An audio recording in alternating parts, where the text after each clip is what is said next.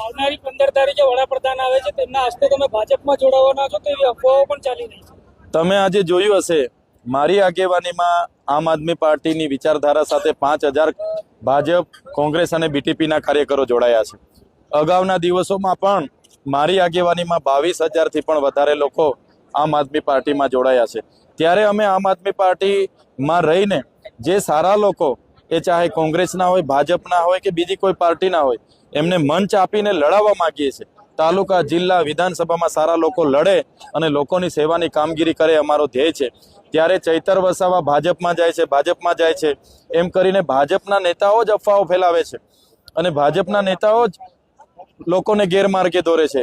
ત્યારે ચૈતર વસાવાએ અગાઉ પણ કીધું હતું ને આજે પણ કહે છે, આમ આદમી પાર્ટીના આજે કાર્યકારી પ્રદેશ પ્રમુખની જવાબદારી છે, ધારાસભ્ય છું અને આવનારા દિવસોમાં આ વિસ્તારમાં આમ આદમી પાર્ટીની દિશા સૂચન કરવાનું કામ અમારું છે, એ અમે કરી રહ્યા છીએ. અમે ક્યારે ભારતીય જનતા પાર્ટીમાં જોડાવાના નથી. અમારા સાંસદ 35 વર્ષથી ભારતીય જનતા પાર્ટીમાં છે, 60 ટર્મથી સાંસદ છે, મંત્રી હતા ગુજરાતમાં, કેન્દ્રમાં મંત્રી હતા. એમના ગામનો રસ્તો પણ એમના સરકારમાં બન્યો નથી. તો અમારે ભાજપમાં જવીને શું કામ છે? અમારા લોકોનો અવાજ કોણ બનશે? એટલે અમે તો સ્વતંત્ર હવાલો લઈને ફરીએ છીએ.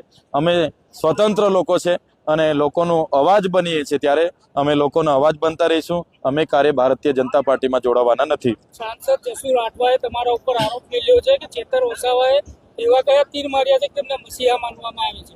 ચૈતર વસાવા ક્યારે પણ સ્ટેજ પરથી એવું નથી કહેતા કે મારે મસીહા બસીહા ક્યારે કોઈને બનવું નથી.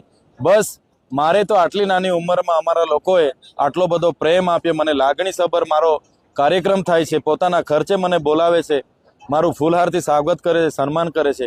એ